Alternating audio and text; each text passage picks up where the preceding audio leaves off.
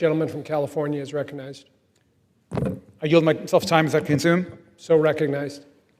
Well, thank you, Mr. Speaker. Once again, we're back with a second bill to undermine Washington, D.C. with an undemocratic and misguided policy. Now, Republicans in Congress are once more acting again as a city council for D.C., overriding the choices of local residents and their elected officials while ignoring the real issues the rest of the country faces. Now, nearly 700,000 tax-paying Americans in D.C. deserve the same right to self-governance as every other community, including control over criminal laws. Now, Democrats on the Oversight Committee strongly oppose this bill, which would allow children as young as 14 years old to be charged as adults. Now, let's be clear.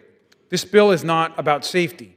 It's about stripping away jurisdiction and sending more children into the adult prison system. Now, this bill lowers the age at which children can be tried as adults in D.C. from 16 to 14 years old for certain crimes. If you commit a crime, you should be held accountable, and we all can agree on this. But a 14-year-old is not an adult. They are a middle schooler. Their brains are still developing. Treating them as adults is shameful. We can all agree that children should be treated differently by our courts. That matters when it comes to accountability and rehabilitation. And here's what the research shows. Youth charged as adults are more likely to reoffend than youth that go through the juvenile courts. And that's not speculation, it's what decades of data show.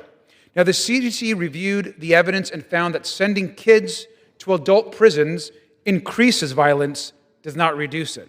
And the National Research Council concluded that keeping punishment in line with age is the best way to prevent future offending.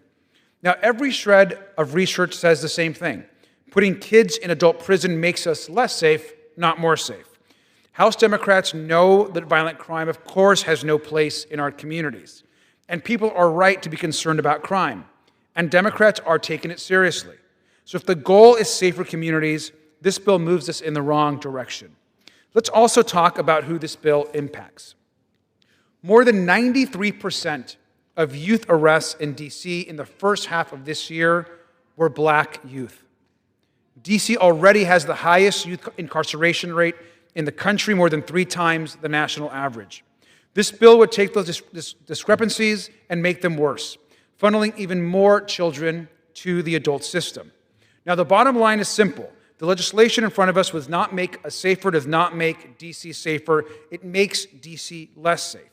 It will deepen racial disparities, and it will push more kids into adult prisons when they're more likely to come off out worse than they were, not better. If we care about public safety, the last place we should be doing is putting 14-year-olds in adult prison. Instead of taking power away from D.C. residents and their elected officials, Congress should be focused on real national priorities like addressing gun violence that threatens communities, it threatens schools, it threatens our cities every single day.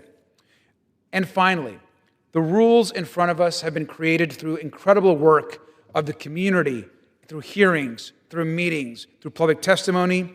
Let's not all throw that out now. This bill is not about making D.C. safer. I urge my colleagues to vote no, and I reserve my time.